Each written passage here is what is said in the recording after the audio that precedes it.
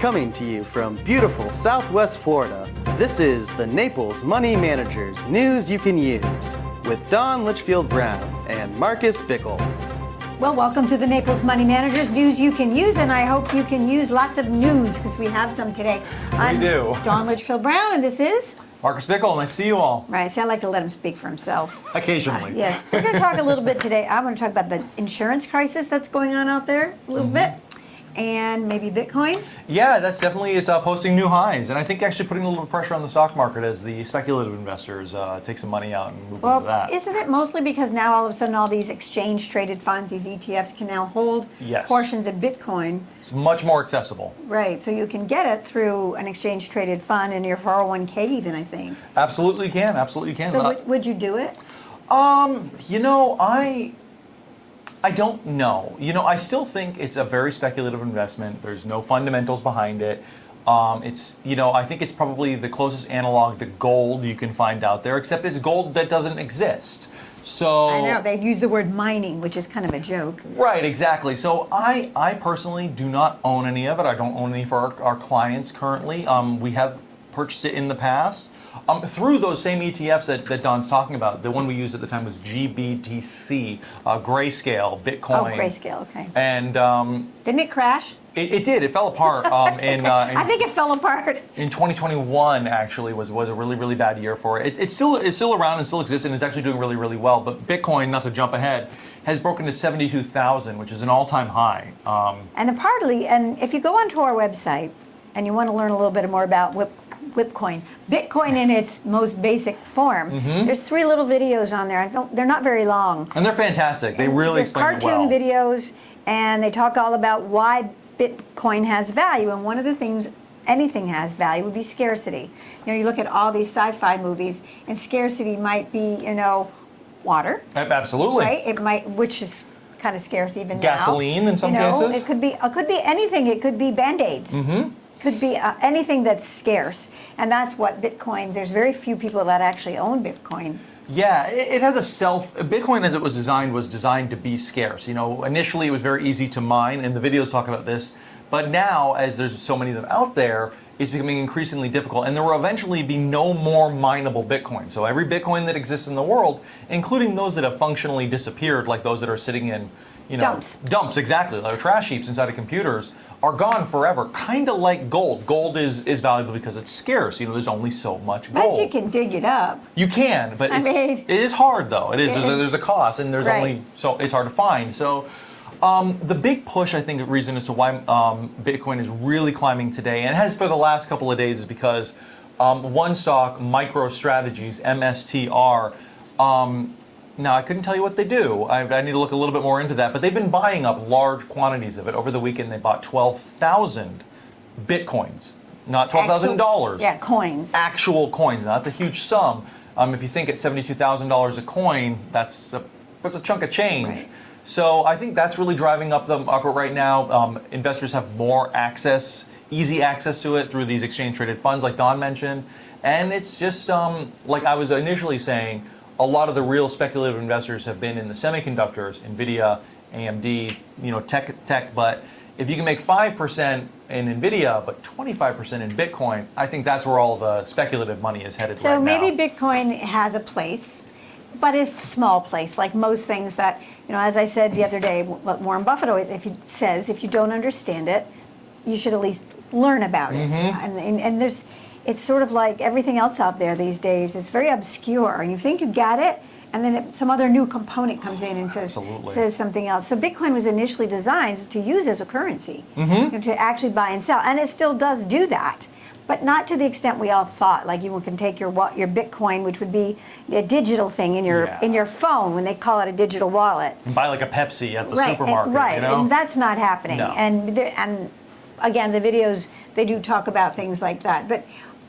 partly that's one of the things we're going to talk about. We're putting together a video, mid-April we should have it finished, on all the different fraud schemes out there that we're going to present. So I hope if you have groups that really want to learn how to protect themselves, their friends, their neighbors, their family, against fraud. It's not what you think it is. No, it's not hacking. And Nope. we'll talk more about that, but it Yeah. is. It's pervasive. It is a multi-billion-dollar industry, and they're after our money, so you have to protect yourself. And there's a level of embarrassment that goes with it. And so Absolutely. that makes it even more dangerous because you don't want to talk about it. Okay. It's kind of like, abuse. Very much so. Physical abuse analogy. where people wouldn't mention it. Anyway, we'll chat a little bit more about that in a minute. But I wanted to talk about insurance and what's happening today. Prices are going out of through the sky. Absolutely. All different levels. Car insurance, and a lot of it, if you look at it locally here, it's because of Ian. Yeah, What certainly. happened there, and a lot of what's happening on the housing insurance is because of Ian. And California, it's the wildfires. Yeah. And so what they're looking at is what are these insurances able to really pay for if they get another major catastrophe? Especially since they just seem to go out of business. Well, mine literally went bankrupt. For the state of Florida. Yeah, that's the key point right there. But my insurance in the state of Florida went bankrupt, and to get my roof replaced, we had to go through FIGA, which is the Florida insurance. It was like a gap payment. So essentially, I, as a taxpayer, paid for my own roof after my insurance paid for it. I'm a little bitter about that. And so I just got a policy and anybody who has a mortgage typically has to have insurance on their house. Absolutely. Or the bank will impose a very expensive mortgage rate insurance rate on you. But I was looking at one I had on a little rental I have in Vermont, and I started looking at the page that says what it doesn't cover. It doesn't cover anything. Nothing. So I really think, well, maybe I'll just pay off my mortgage and save, whatever it is. Up there, the insurance isn't as high as it is here, but it is insane. And talking to people who have condos, and they have condo insurance. Well, you're already paying way high prices for the exterior through your associations because they have to have it, right? And any assessments that come with that. Yeah, so look inside. They say, well, you're responsible from, the studs in. Okay, so what? I don't really care. I'm not going to pay $9,000 a year or some crazy number for the studs in. And they cover nothing, and they fight you about it. You might have to sue them to get them to just do what they said in their contract. Right. Point in case when we were still the owners of this building, a dentist I think fought for like 2 years to get them to pay for Wilma. Wasn't it Wilma? The roof, yeah. It really is terrible, folks. We had to go to court for it, and they said it wasn't a hurricane. We're like, really? That roof damage just came from... And the one, Charlie, when we were in our other office, they tried to say that the windows were left open, and that's why we had 3 feet of water from the ceiling down. Yeah. From the ceiling down, 3 feet of water. That's a lot of water, by the way. Where would that come from? Yeah, we left a window open. So it's crazy. And I guess what I'm trying to say here is there's all kinds of fraud out there. Yeah. All kinds of fraud. Last time I talked about the credit card and how if you're 1 day late, they're going to retroactive to the original amount you put on that card, interest for the whole period of time. But that's like legal fraud. Like they're legally allowed to do these things. Right. And so what happens is right now they're very worried about the state insurance programs. What's it called here? I forget what the state program is in Florida. Citizens. And its ability to pay. And what happens, what it does say is if they have a major catastrophe, because we had eight hurricanes between 2004 and 2005 here in Florida. 8. It's a lot. That was crazy. So if they don't have enough, they can then assess all their other citizens people enough to make up for the difference. In the other states? No. Oh, only in our state. Right. Yes, and yes. apply to our government for any kind of assistance.